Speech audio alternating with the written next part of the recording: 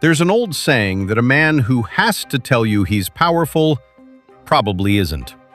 And right now, Donald Trump is going on television every single day telling the world, that America has already won this war with Iran. So let me ask you something simple. If we had actually won, then why does he keep saying it? For the past month, Trump has held press conference after press conference declaring total victory over Iran. But here's what's happening on the ground at the same time. Iran is still firing missiles at Israel. Iranian drones are still hitting American assets across the Middle East. And just last week, the IRGC claimed they shot down another American fighter jet. Now, Trump went on TV and told the American people that he had destroyed Iran's air force and air defenses. But somehow, Iran has managed to take out over 30 American aircraft in this same war. That includes 16 MQ-9 Reaper drones, the surveillance drones that America uses to intimidate adversaries worldwide. Each one costs over $30 million. Gone. But the main media will never tell you. 3 F-15 fighters shot down by friendly fire.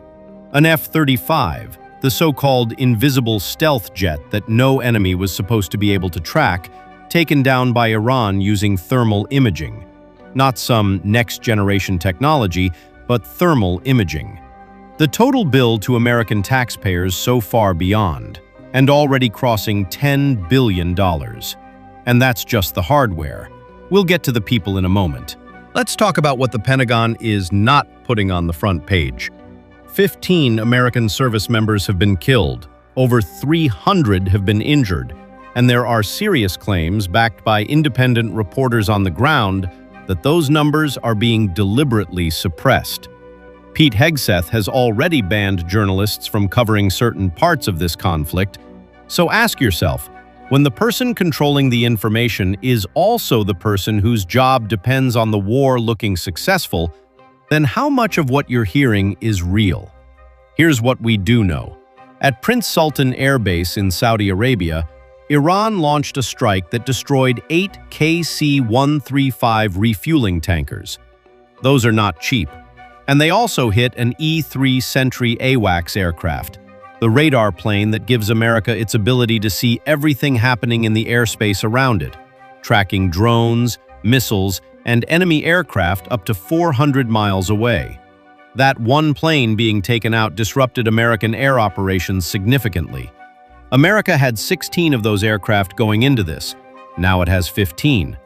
Meanwhile, and this is important, America has now burned through more than 2,400 Patriot interceptor missiles. Defense experts say it will take 4 to 5 years to rebuild that stockpile. 40% of THAAD interceptors are gone. America has had to pull missile defense systems out of Southeast Asia and bring them to the Middle East, leaving that entire region more exposed than it's been in decades. And when Trump needed more Patriot missiles from Poland, Poland said no. That's where we are right now. Now, here's the part that should genuinely concern every American, regardless of your politics. In the middle of an active war, the Secretary of Defense, Pete Hegseth, asked the Army Chief of Staff, General Randy George, to resign. Why? Because General George disagreed with Hegseth on the idea of a ground invasion into Iran. The general apparently understood that sending American troops into that terrain, at this stage of the conflict, could cost an enormous number of American lives. So instead of listening to his most senior military commander, they removed him. And it's not just General George. Multiple senior military officers are being pushed out right now in the middle of a war. At the same time, there are reports that Trump is considering firing Kash Patel, Tulsi Gabbard, Commerce Secretary Howard Lutnick, and Labor Secretary Lori Chavez. Pam Bondi and Kristi Noem are apparently already on the way out. Trump even publicly floated, and yes, he actually said this, that if a peace deal with Iran isn't reached, he'll hold Vice President J.D. Vance responsible. But if a deal is reached, Trump will take the credit. This is the leadership structure managing one of the most dangerous military conflicts America has entered in years. Here's the question that nobody in Washington seems to want to answer honestly. If America isn't winning this war, and Iran can't truly win this war either, then who is coming out ahead? The answer is roughly 7,000 miles away from the battlefield, the Beijing. China has not fired a single shot in this conflict. Not one Chinese soldier has stepped foot anywhere near the Middle East in this war. China has not issued a single aggressive statement. It has not risked a single diplomatic relationship. And yet, through this war, China is getting almost everything it has wanted for the past 2 decades. Let's go through it. First, America's military playbook is now an open book. China's spy satellites have been tracking every American military movement in this conflict in real time, where the radar systems are, where the aircraft carriers are positioned, what America's response time looks like, how long it takes to resupply, where the weak points are in American logistics. This is invaluable intelligence, and China is getting it without spending a dollar or risking a single life. When China eventually turns its attention to Taiwan, it will go into that situation knowing exactly how America fights, exactly what its limits are, and exactly how long it takes for American weapons stockpiles to run dry. Second, China has been quietly arming Iran the whole time. Despite international sanctions, China has been supplying Iran with the ingredients for rocket fuel, specifically sodium perchlorate. It has also supplied advanced radar systems, semiconductors, sensors, and CM-302 anti-ship missiles. The total value of Chinese military-relevant exports to Iran around $5 billion. In exchange, Iran sells China oil at heavily discounted rates. 80% of Iran's oil exports go directly to China. And despite Western sanctions, China has purchased $140 billion worth of Iranian oil over the last 5 years. Third, China gave Iran a navigation advantage that America didn't see coming. Iran's Shahed drones, the ones that have been causing so much damage, have been guided in part using China's Beidou satellite navigation system. This gave them a level of targeting accuracy that American military planners genuinely did not expect. They thought Iran would launch missiles in the general direction of a target and hope for the best. Instead, Iran was hitting specific aircraft on the ground. Fourth, the Strait of Hormuz remains open for China. The Strait of Hormuz is one of the most critical waterways on Earth. About 20% of the world's oil supply passes through it, and right now, it remains open for China and for countries that are purchasing oil in Chinese yuan rather than US dollars. Think about what that means for the petrodollar, the system that has propped up American economic dominance for 50 years. If more and more countries start settling oil trades in Chinese currency to maintain access to that strait, the dollar will eventually weaken. American financial leverage weakens with it. And China achieves this not by military force, but simply by being the country that kept the lights on while America was busy bombing bridges. Now let's zoom out even further, because the damage to America's global standing goes well beyond this war. Every major NATO ally has refused to support America in this conflict. Spain has closed its airspace to US military operations. France has blocked Israeli jets from using French airspace. Italy refused to allow America to use its military bases. Poland, a country that has been one of America's closest European allies, flatly refused to hand over its Patriot missile systems.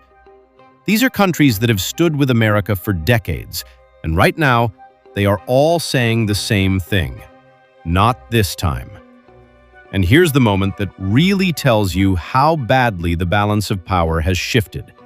The leaders of Canada, the UK, and Germany, all traditional American allies, have traveled to Beijing in recent months to meet with Xi Jinping and discuss trade partnerships. That's not an accident. That's a signal. Meanwhile, Trump went on social media and publicly released the private messages of French President Emmanuel Macron. That's not geopolitics. That's eighth-grade behavior. and every world leader noticed it. There is an old Chinese strategic concept, Tao Guang Yang Hui, which means conceal your strength and bide your time. While Trump posts on Truth Social at 2 a.m., but Xi Jinping says nothing. While Trump fires his military commanders mid-war, Xi quietly watches and takes notes. While Trump celebrates destroying a civilian bridge in Iran, Xi positions China as the stable, mature, reliable world power that adults can do business with. And it's working. Right now, China is being asked to help mediate this conflict. Trump, the same Trump who built his entire brand on American strength, is essentially going to China and saying, "Can you help open the Strait of Hormuz?" Let that sink in. The high-level meeting between Trump and Xi that was scheduled for March has already been pushed to May.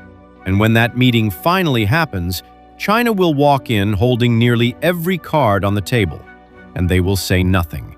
They will just smile, and they will get what they came for. When America's military credibility takes this kind of damage, it affects our security. When the dollar weakens because oil is being traded in yuan, it affects your savings, your cost of living, and your retirement. When our allies stop trusting us, we are more isolated and more vulnerable than we have been since World War II. And the tragedy is, none of this had to happen. Iran didn't do this to America. America did this to America. A war entered without a clear strategy. A war managed by people who fired generals for disagreeing with them. A war where the administration is more focused on controlling the story than controlling the outcome. China didn't have to defeat America in this conflict. It just had to wait for America to defeat itself. And right now, sitting 7,000 miles away, not a single bullet fired, not a single soldier deployed, China is watching that happen in real time. If this video made you think, share it with someone who is really worried about this situation. Hit subscribe if you want analysis that actually goes beyond the headlines. And drop a comment below. Do you think America can course correct from here? Or is this shift in global power already locked in? I'll see you in the next one.